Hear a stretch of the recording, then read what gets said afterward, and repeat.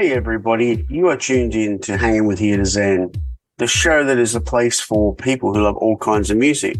We really hope you enjoy your time with us today. Make sure you hit subscribe if you already haven't, and hit that notification bell to be kept up to date. We would love to hear from you over on our social media platforms, so just search Here to Zen and you'll find us. Lastly, could you leave us a review on Apple Podcasts, Spotify or Google Podcasts, or wherever you're going to be tuning in from?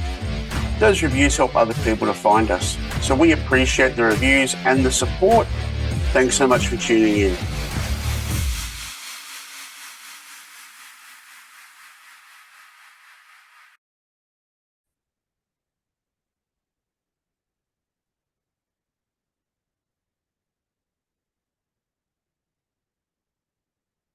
Hey Taime, how you going?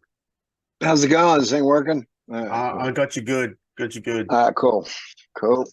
Alrighty, I'll get straight into it. So, Faster Pussycat blasted on the LA scene in the 80s.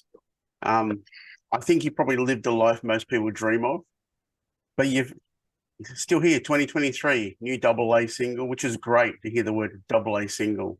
And you're going to be headed to Australia in a week for Not Glam even Fest. couple days for us. We're leaving Saturday. It's today. We're behind you, so we're like Wednesday today's afternoon. Wednesday. Yeah, so we're leaving on Saturday evening. Wonderful. Welcome, everyone. Hanging out with us today is Taime Downe, lead singer of Faster Pussycat. All That's right. been me. I mentioned you came out of like that 86, 87 LA scene. Um, I'm going to take you back before we go forward. What would have a day in the life of Faster Pussycat been like in 86, 87, 88? God, it's such a long time ago. It would have been just getting up, having coffee, then we go to. If we had gotten signed, we'd get up and we'd go to Mates and rehearse, get together, just slowly start stumbling in because we'd have a lockout. We had a Yep. lockout. We used to rehearse next to us and GNR and the Cult and Suicidal Tendencies. And there's been just, I remember coming out of rehearsal one day and just there's some dude in the parking lot outside the door, in Southern California, laying on a lawn chair in the between some cars. And I was like, that fucking David Bowie? It's David Bowie. Tim Machine moved in. So it was fun. It's just, yeah, it's just a lot of rehearsals. And then, some days before that too, I'd get up and I'd go to work on Melrose, retail slut, and Yep. be out of the bars at night, the Rainbow, or going to see a friend's band play at the Whiskey. And there's a lot of that. We were young and kids and just, we had, I had the Cat House. Yep. It was a nonstop, nonstop bunch of just excess, so it Sure. was fun. And I'm sure a lot of you were hitting up the Kinkos for the flyer wars that you see. Oh Like, God. Yeah, that was the early days. That was, yeah. We had friends that worked at it too. So we were pretty cool. We got discounts and shit and stuff. But even Cece's mom, they own a printer. Poison's yep. fucking Cece. They own a printer, so we'd go there. We get a discount on the stuff there. That was back in the days when it was full page flyers. Yep. It wasn't like all little quarter page flyers. It was full page, and everybody had them. And they're just Sunset was just covered in it on the weekends. We'll probably never see anything like that again. What No, bands do you think make a statement now, even though we're in an internet world, not in a flyer world? what do you mean? Like what What what bands bands, nowadays? yeah, make a good statement? Fuck, I don't even know. I don't know. I have no clue. Because I have no clue who makes a statement. yep, Now, everything's there's not really any rock bands that are tearing shit up that's new. It's all, country or just super pop yeah, or fucking what do you call it? K-pop, yep. Like rap, which is okay. The music, each generation and whatever they've got their own stuff they dig. More power to them. yeah, But it's like today's like you still got there's just artists that, I mean, I still live off of listening to old shit. I just, Yep.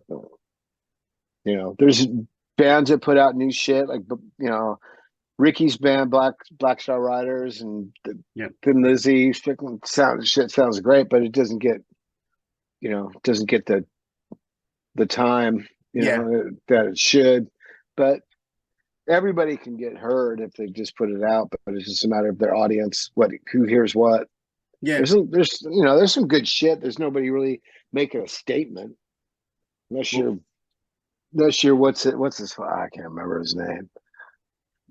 Bunny, something, Bad Bunny. yep. Okay. Unless you're Bad Bunny or Blackpink or whatever, but Yeah. then you Well, know what I mean?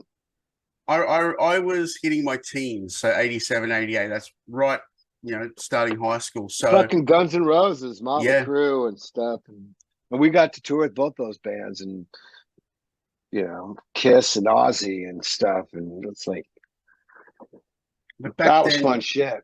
you could discover a band from an album cover, which is also a long lost art. You Oh know, yeah. Just go scrolling through like that. yep, Not doing this on your exactly, thing. Yeah. exactly. I love those days going to the record store, especially like on whatever day it was that new records and Tuesdays and stuff, and just go there and just see the new shit that was out there. What the hell is that? That looks cool. And then you turn it over. That's not cool. It's I just will give the internet one credit is like we've got an internet radio in our kitchen, and we actually stream a station from Vegas called Comp. yeah. Nowadays, that type of shit's cool as fuck.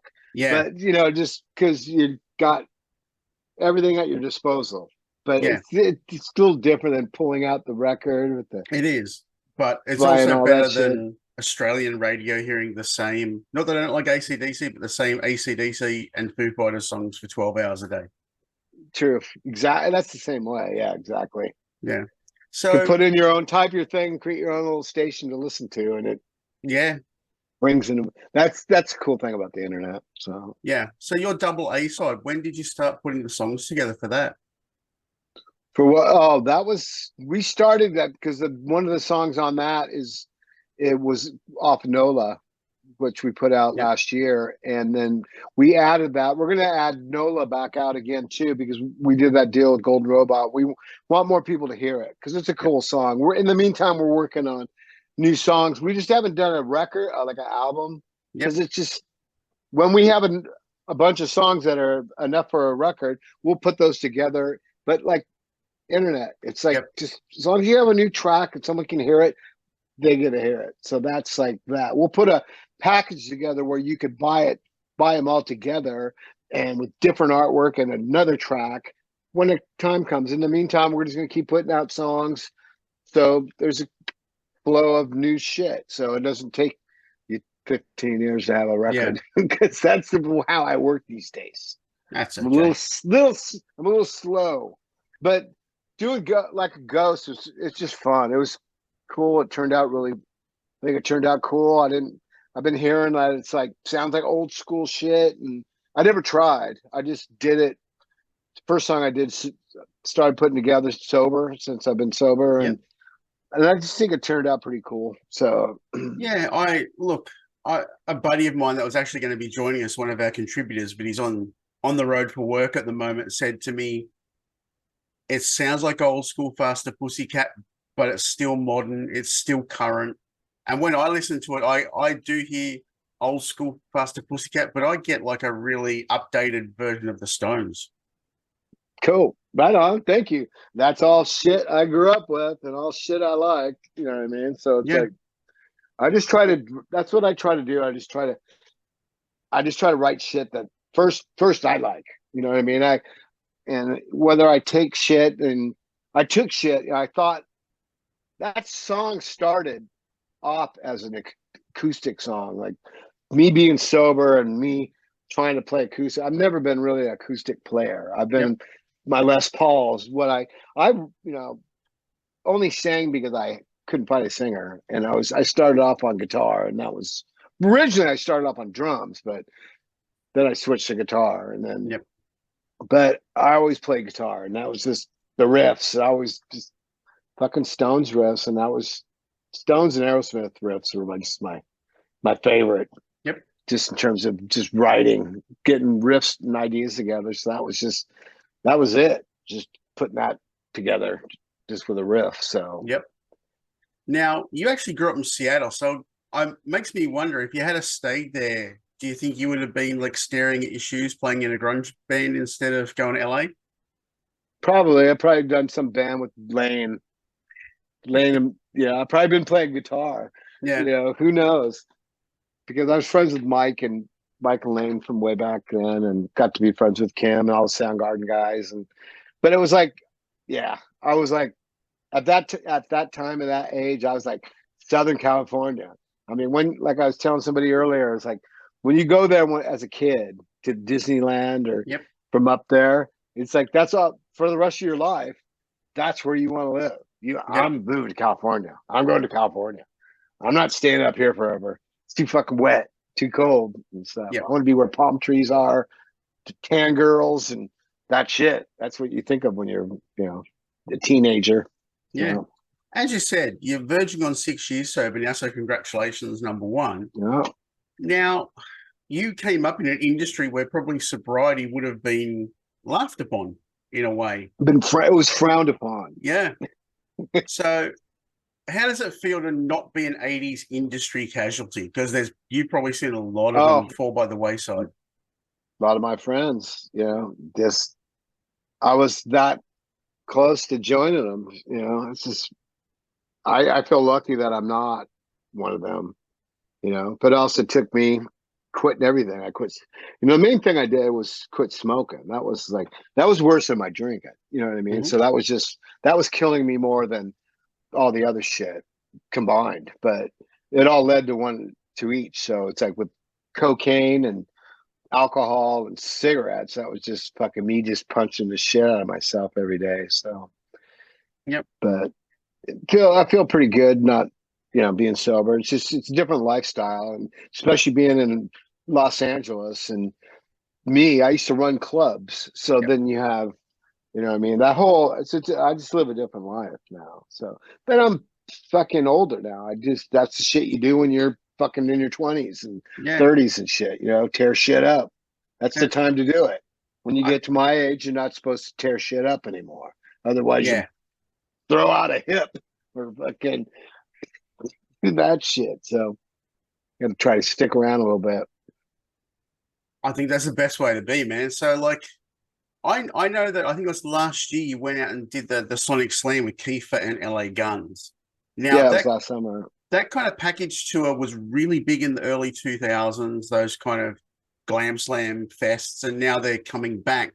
Do you think that in this sort of post-COVID environment, that's the better way to tour is to put together a package? I think it's always like it's a package is not bad. It's just a matter of you being able to have someone put it together right with the right bands. The Tom package was fun. It was cool, but it wasn't like routed the right way. It was tough for us and Guns because we don't have the thing to where we can just do 3 shows a week. You know what I Yep. mean? 3 or 4 shows. We need to play. If we're out on the road in a bus, we need to play at least 5 nights a week. You know what I mean? Or the 4 shows got to be so much money with it because you're paying for a bus and a driver and a Yep. driver's room every day. So let alone your crew guys and your bandmates and everybody. But as long as the money's there, it's cool. But it's like the routing was bad. We spent like $39,000 on fuel. So it was like that was just ridiculous. I think the most we spent before that was 12. Wow. So yeah. So and it wasn't even at a high fuel rate period. So it was just a lot of this, a lot of going back to in Ohio to Texas and Florida and stuff. So Right. it was like, but I think packages, give. I think packages are good as they can put them together correctly. You know what I mean? Where everybody can make the money that they need to make their nut. You know what I mean? And give the fans something that they want. You know what I mean? A few bands like us and LA Guns is always cool. Us and Enough's always cool because we really don't bring more people to each other's gigs. It's the same group of people that would go to either show. So sometimes if you can throw a different band in between that, or just opening that's different, change it up, bring in a different element, it's fun. So, but that LA Guns Tom Kiefer tour was fun. We had a great time. So It was a lot of fun. besides Glamfest, what are you going to be doing for 2023? What's the plans? Right now, our agency's in there planning our summer. So we got at the end of April, we got a couple of LA shows. We got the Whiskey, and then we got the Monsters of Rock cruise at the end of April too. So that's it for right now. But like I said, they're putting together a summer run, whether we do it with somebody else or we're opening for somebody else too. We don't know yet. That's all in the works right now. We'll see what happens. Is there a band that you haven't toured with that you'd really love to go out with? I don't know. We haven't done anything with Skid Row yet, and I've been friends with Rachel forever, and we keep talking about it. So hopefully, maybe we can do something with them some point during the summer, maybe in the fall, next fall. But I don't know. We keep talking about it. It's just our shit keeps crossing with different things. So we'll see what happens. And you mentioned that you'll be working on music slowly. Have you got sort of a timetable for any releases for the rest of the year? Yeah, well, we got another track that's already done. It's just waiting to be mixed, but it's not gonna. We didn't plan on. We knew that Like a Ghost was gonna come out digitally right before Christmas, and then on vinyl it's coming out in Brisbane while we're there. So that's when that's coming out, and then we planned on doing the next track after we get back, and it's ready to go. It just hasn't been mixed yet. It's with the mixer now. It's called Motorbike, and that we're probably going to put Nola as the B-side on that one, so that'll get some push for that track because it didn't get. We just put it out on ourselves just because we had vinyl that was cool. It was like a product for us to take, and we made sure we did it killer. The mix was great, and the manufacturing was killer that we did. It was all a quality product. So, but we just put it out on our own when we went out on the road. We didn't do a deal with anybody. And then since we did one with Mark over at Golden Robot, we want to give those songs some more push. And then we got like I said, Motorbike. We got a song called Wonderful Life. And then we're doing an In Excess cover of Don't Change that we've done live over the years. We did it last time we were out there, but we changed up the rhythm a little bit on the verses, the timing, and the drums.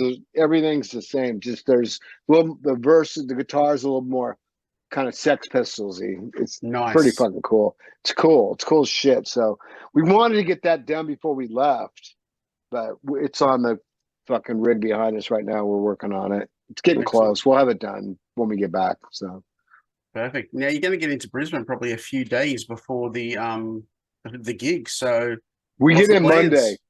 We get Monday. I don't know. I'm like been checking shit out. I'm looking fucking some food stuff on the bay. I saw that, some crab, and I don't know. I haven't got to spend any time in Brisbane. So yeah. And like my woman's coming out with me. We're gonna take a vacation after we play the Sydney show. That's on Saturday night. That Sunday I'm flying back down to Melbourne to hang out there for a few days and back up to Sydney for a few days. We're gonna spend another week in Australia. So I'm getting some research. I got some shit on the website. I'm gonna start looking to see what the fuck I'm gonna do in Brisbane for 2 days. So just message me. I've got that shit down, man. All right, cool. I will. Yeah, count on it. I saw the coffee. I can tell you where to go. Cool. Perfect. All right, man. So what do you want to leave all of your Aussie friends with a couple of days before leaving? So, just we're looking forward to coming, and we're packing. In the room over there, you got suitcases. Me and the lady's suitcases. The dog's kind of pissed off because he knows something's up when the suitcases are all out. He's not going, but we're looking forward to coming down and just spending some time down under. I love it. So, I will see you in Brisbane. I will have my my contributor that was silent here with me. I will email you and exchange some WhatsApp information. I'll give you a shout when we get down there. Sweet. Tell me where to fucking go. I can guide you around, man. Easy done. I'll see you in a couple of days. Perfect. Thanks, brother. Thanks for your time, buddy. Bye. All right, no problem. Later.